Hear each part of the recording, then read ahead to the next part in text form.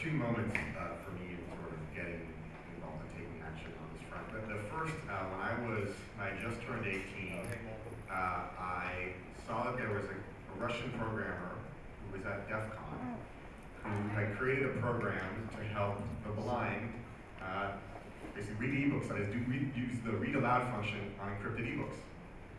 And when he was trying to fly back to his wife and family in Russia, he was arrested at SFO and put in jail. His name was Dmitry Sklyarov. And Jenny, okay.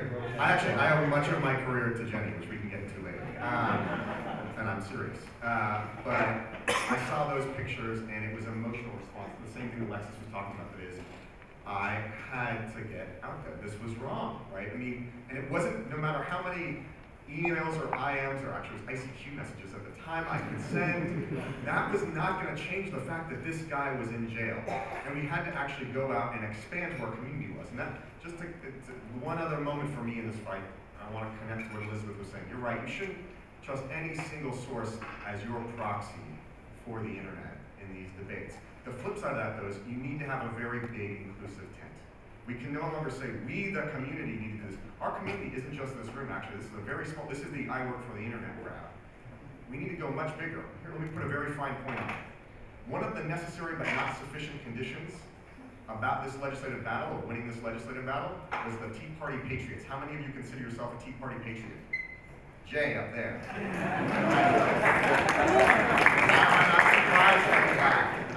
But if your heart and your community is not big enough for them in this thing, and where this thing is, I love the internet. The internet is awesome, and we need to keep the internet open. If your community isn't big enough for that, we're going to lose. Your tent has to be big enough, not just for me, but for a lot of people you normally wouldn't associate with, right? And so you've got to have that empathy, and I think that's another lesson we got to carry forward from this battle. I think we understood the political essence of the internet after we graduated from college and worked out of our mom's attic, and he paid our bills. And we did online campaigns with nothing. And then MIA got famous because of the internet. That was pretty awesome.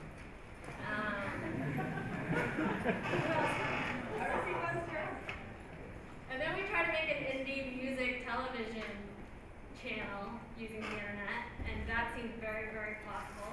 Too early for its time, but still very, very possible.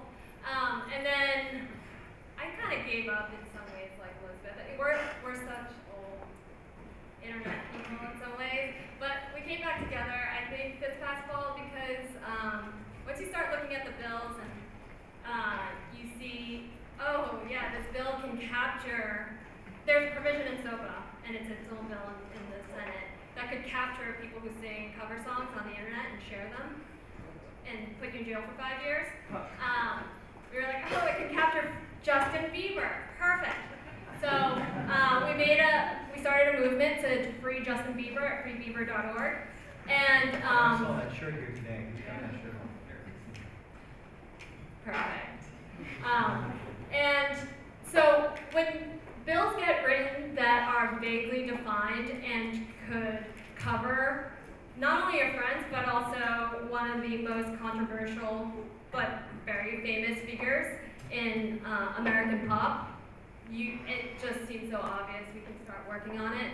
And then I want to speak to Elizabeth's point about that meeting that happened at Mozilla. There was certainly a moment where we had activists and we had technologists and we had DC insiders who were saying we were working on November 16th, American Censorship Day. We wanted it to be as big as possible and to the internet blackout thing to actually happen. But it didn't really become real until that call. That call was like, and I was wondering about where the old guard was. I was like, where are the people who usually tell me that these bills are horrendous? And so that there was a moment, and I think those moments need to continue to happen. There are great resources who can combine with, tech companies and users who can get us to that moment when it needs to happen. Yeah, we're going to go to questions, but one of the things to think about is all of you being able tell your stories of when that moment was you decided to fight for the internet, right? And one of the takeaways has to be, they're all up here telling these stories, but this is for people, right? This is a big room full of people with a lot of reach. Where are you going to tell that story, and what are you going to say? Who's got the first question? All the way around. So, part of what you're doing is trying to get us more involved, more interested. Kind of wondering now, so for people are kind of out of the picture, what are the issues you're concerned about right now? And sort of what are the spaces people keep watching so we can be more involved? So what are the major areas to watch for next battle? The Obama administration gave a nod to Hollywood and ISPs to make a private agreement where they would have private powers to send you warning letters based on BitTorrent activity without due process. That after 6 letters, after these 6 warnings, they're called 6 strikes, they could possibly turn off your internet connection, though they say they won't, or they would send you to a copyright school. And we think that's an extreme trespass. So we're planning a 6 strikes campaign, and we think the whole idea of 6 strikes and the Obama administration, in addition, has given a nod to another piece of legislation that would block foreign websites. I think that's just that's obviously food for our movement and for all of the internet users who got activated and are conscious of bills like this. And I know I'm supposed to be moderating, but I'm going to answer your question anyway.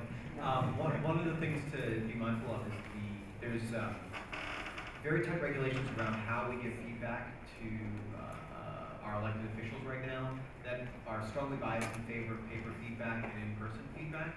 So it's very difficult to speak to your senator through social networks and through the web and get it on the record.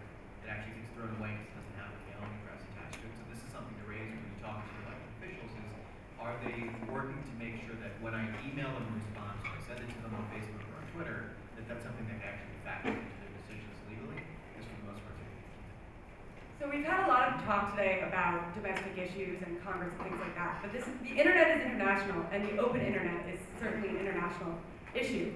How many people here have heard about ACTA? Awesome. How many people here are wearing Guy Fawkes masks and participating? Jeremy? Okay. So one of the things that people can do is to stand up against the kind of closed-door negotiation that goes on in these international treaties like ACTA. More recently, there's one called the Trans-Pacific Partnership, or the TPP, and we have no idea what it actually says because we cannot get access to it. And this is not going through a democratic process to become law. And what actually will happen is that these international agreements will then affect domestic law, and they're not actually being democratically agreed upon. And the U.S. has a tendency to export its somewhat extremist copyright laws to elsewhere around the world. So if we as an internet community can stand up against these kinds of opaque, closed-door processes that will determine the future of cultural creation and technology, then that's a really big thing that we can do. We've got actually a special question. I don't know if you actually want to introduce yourself briefly too. Yeah, it's more a quick comment if I'm allowed for 2 Yes, please. You're the exception to the question. Oh, thank you. I'm Jeremy Zimmerman. I'm the co-founder of La Quadrature du Net, an organization defending fundamental freedom online. We are based in Europe, that small island somewhere far away. We've been mostly defending net neutrality and kicking ACTA's ass in the last few years.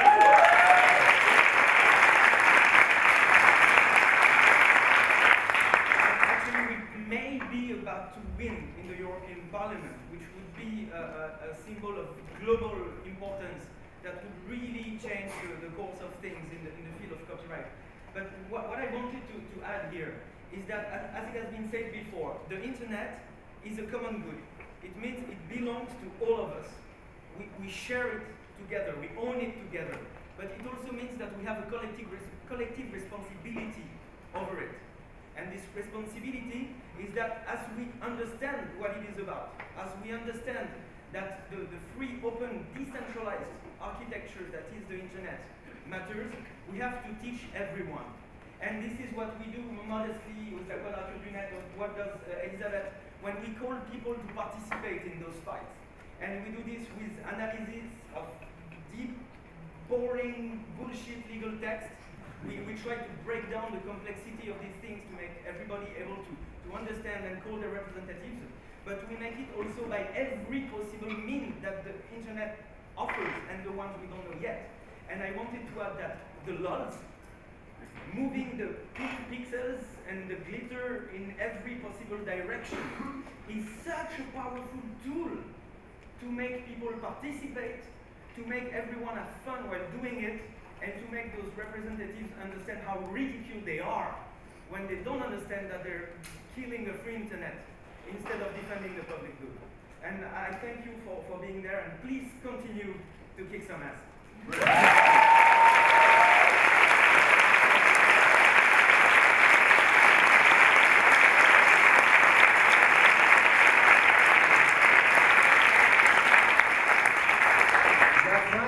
got friends all over the place. More questions. Cheng, right? All right, I'm about to lose a bunch of goodwill that I Good, good. We want some dissent. But you know, I'm pretty much the poster child for being by the internet. But by the same token, I'm also a conservative and damn proud of it.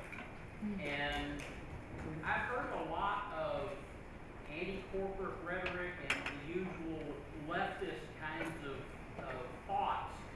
And Derek is exactly right.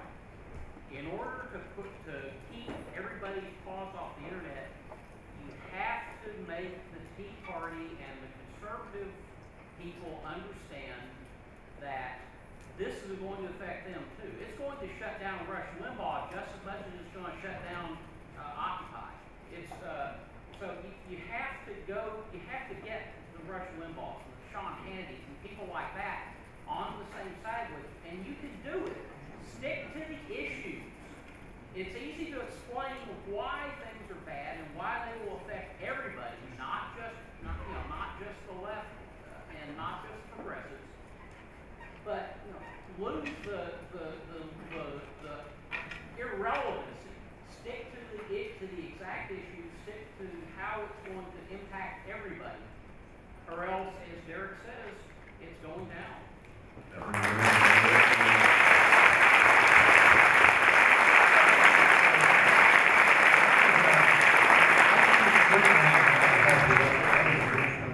We're trying, guys. I agree with Derek. So the internet actually makes for strange bedfellows, and thank you for your comment, but believe it or not, the conservatives and the Republicans have actually been better than the Democrats on these issues. I never thought in a million years I'd be meeting with Republican senators. Because you're not getting money from them. I was meeting with Republican senators, yeah, and there have been a lot of conservative groups that have gotten behind this, and one of the things that was so great about the anti-SOPA fight was that it was truly bipartisan and multi-partisan and whatever else you want to call it effort. So yes, I agree, this cannot merely be something that's on one side of the political spectrum, but the conservatives and the Republicans have actually been better than the Democrats. So anyone here that considers themselves a Democrat, go out and tell your representatives and senators that they need to stop taking money from Hollywood. So I'm going to put a point of order here, which is, Jay, that wasn't actually a question. But it is a tough thing to do to stand up in a room full of people that you don't know agree with you and say what you believe, so I appreciate you doing something.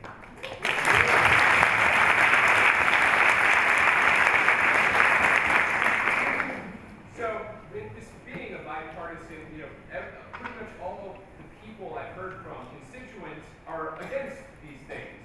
Did you meet with any representatives that seem to indicate they thought their constituents, aside from just like my friend Chris Dodd says this, did anyone actually think that their constituents wanted this? Or, I mean, and they don't really care on some level maybe, but did anyone think their constituents wanted this and would benefit from it? Did they have a personal story of somebody's grandmother asking for something? They didn't know about the ones who didn't. And to your point, Jay, I think some of the best conversations I had were with Fox News journalists and conservative Congress people, because if we really have an open, free, and fair internet where all links are created equal, where it is a free and perfect marketplace of ideas, everyone believes they got the best ideas, right? So let's duke them out on an open level and equal playing field, and make something that is actually open and free and fair platform, I really think the stories, because they aren't sentimental, right? No one's going to get teary-eyed about a copy of what's the latest like Chipmunk sequel that's been spread. What people will actually get upset about is hearing that their constituents are worried about the fact that their Etsy store brings in some amount of revenue they wouldn't have gotten before, or the internet is such a big part of their life they don't want to see that go away. And it's got to come from people who aren't just the ones who know about ROFLCon. It really has to come from everyone. So let me ask a question. Can I try? Please, go ahead. So, I think I have good news and bad news. So the good news is your members in Washington actually they're pro-innovation. They want to actually be pro-internet, many of them, if they can connect that to innovation. They want to do the right thing. Like they really, most of them, I'd say all of them probably, came to Washington to try and get the policies right. But I think Alexis is right, if they don't hear it, they're busy, it's complicated, and when other people come into the room and say, and make it easy for them to just pass this bill, everybody already agrees with it, that's when we lose. I think there's one other way where we lose, and that's where we're only about stopping something, not starting something, not being in favor of anything. And if we're only saying we have to stop these treaties or stop these bills, it's sort of tiring, right? We have to be in favor, we have to be talking about, not just saying, don't make decisions without us, but here's how we create that process where we're going to work with you. And I think that is what was most interesting to me about watching the Free Internet Act get developed on Reddit. Not that the act was a great piece of legislation, it wasn't. But what it was modeling behavior, modeling, well, how could we talk about legislation, have a dialogue about it that wasn't just about trucking to Washington. It wasn't perfect, but it was an experiment. We need more experiments like that. You guys can start them in your own communities, right? Start a meetup. This leads to the question that I want to get to on here, which is, what are we doing wrong?